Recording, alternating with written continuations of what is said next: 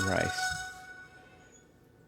Now, the first thing you want to do is go ahead and get some of your curry sauce mix like so, and then you want to get half an onion and peel it. Now, notice we're cutting the wedges like so. We're going to show you the size. And right there, that's the size we're looking for. So we're going to go ahead and take our knife and just cut that onion into the same size wedges like so. And definitely be careful when you're using your knife. Now here we use baby carrots. You can see we have about 8 of them. If you want to get one medium-sized carrot, peel it and use that, that's fine too. We just really like the texture of these baby carrots and think they have a little bit of a sweeter taste, and we like that. So once again, the same thing with the onions. We're just trying to get everything the same size. And definitely be careful with your fingers there. Our Japan housewife makes it look easy, but I can assure you it's very easy to cut the tips off your fingers. Now, we have here a potato that's not cooked yet. It's just peeled, and we took all the dark spots out of it, as she's pointing out. Now, we're going to go ahead and cut this into some fairly large sized chunks to begin with, but trust me, we're going to chop it up a little bit more for it to go into our curry. Now, the end pieces, half is probably fine, but for these middle sections, half really is a little bit big than you'd usually want. So in our house, we go ahead and cut them into quarters like that. And once again, there's once, then another quarter, and boom, there you go, and another quarter as well. And here's our last end piece, probably in half is fine for that one. Now, once you have all that together, you're ready to go ahead and cut your beef. Now, we get our beef from the Asian market, and it's special because it's cut this thin, as you can see. That's not something you usually see in your American supermarkets. Now, if you can't get that, go ahead and get some beef and cube it. That'll be okay too. But for us, we like to wrap that thinly sliced beef together in kind of like a big roll and just slice it like so. Believe it or not, it's actually a little bit challenging to slice that, at least more than you'd probably expect. So we go ahead and cut it like so and just keep slicing and slicing and slicing. And then once that stuff, you think you got it cut, and sometimes it sticks at the bottom like so. But trust me, with the cubes, it might seem a little bit easier to cut, but the long stringy beef like so is really good. Now the next step here is we want to go ahead and put a little bit of oil in our pan and put our beef in there and start moving it around. Now we just turned our stove on high, so it does take a couple minutes to warm up. And we're going to really show you this part because it's really important. We're using a wooden spoon because we understand that a lot of people in the audience aren't comfortable cooking with chopsticks. That's something we do usually cook with, but for the sake of our audience today, we're going to go ahead and use the wooden spoon. Now, while we're doing this, we go ahead and mix it around the bottom. And the key here to most Asian cooking is to just go ahead and keep moving it around a lot because we're using the higher heat, and it has a higher propensity to burn. So the key here is you got to keep moving it around because if you let it sit in one spot too long, it's going to burn. A lot of you have probably seen, cooking done in woks and stuff like that. It's the same principle.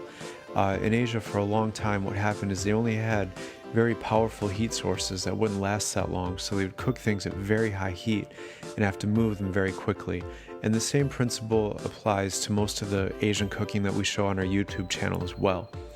Now, while we're moving this around, same idea. Here you go. We're not trying to cook this to death here. We're just trying to get the browning process started a little bit. And we're going to show you a couple peeks here because this really is a key thing in your curry. You don't want to overcook the meat before you add all the veggies and all the water and cook it as well.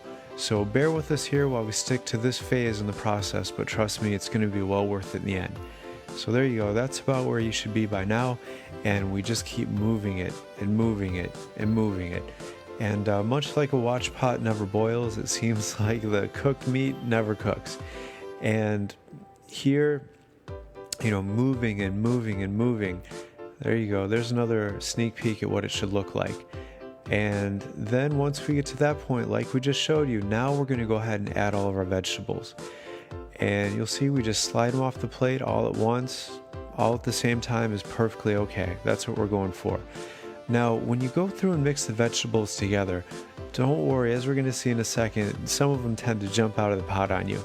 As much as the Japanese housewife would like to deny it, I can assure you there's a big mess on the floor every time we make this, and it's because those veggies, when they're fresh and just cut, they're kind of springy. There you go. You just saw the onion fly out.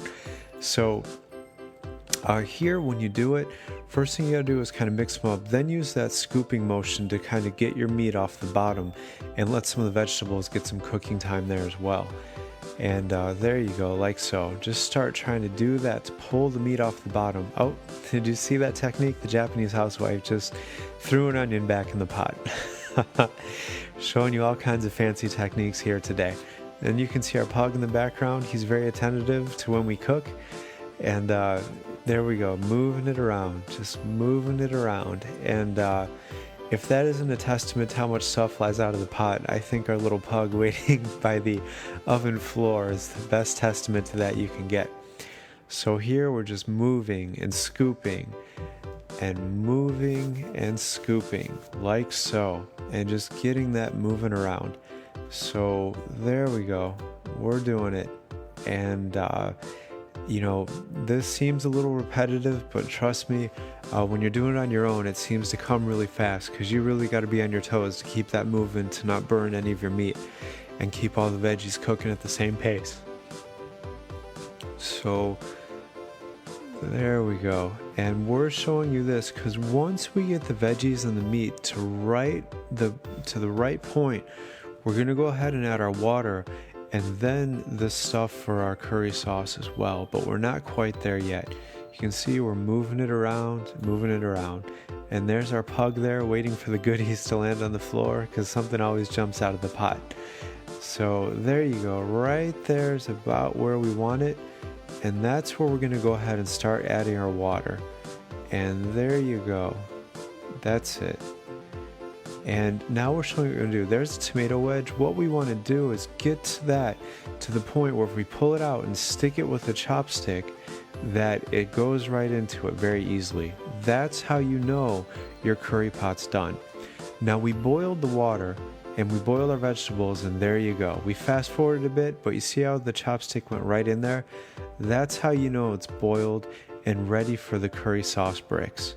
So we go ahead, we pull them out of the package like so, and we're going to use a whole pack.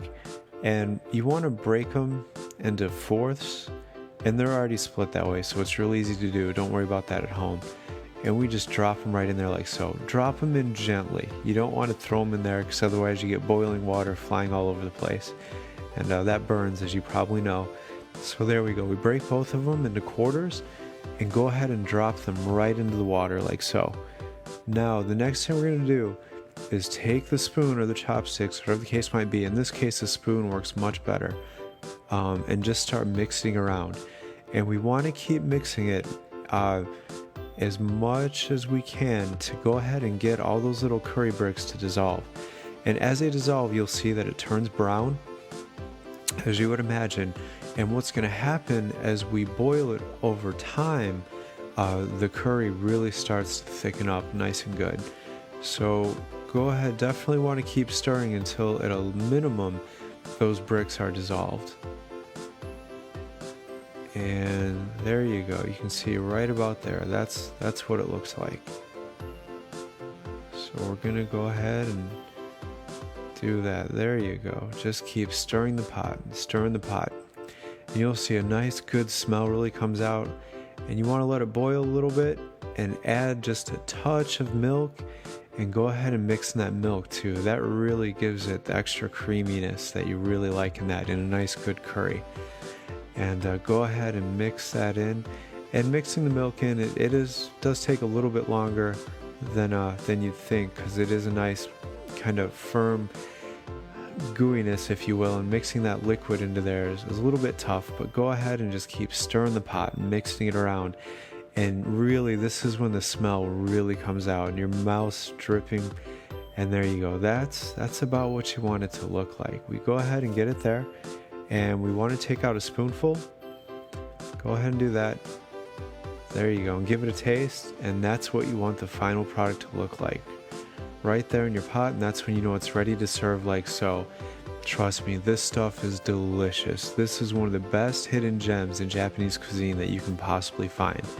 Japanese curry rice. Thank you for watching. We appreciate likes and comments. Please remember to subscribe.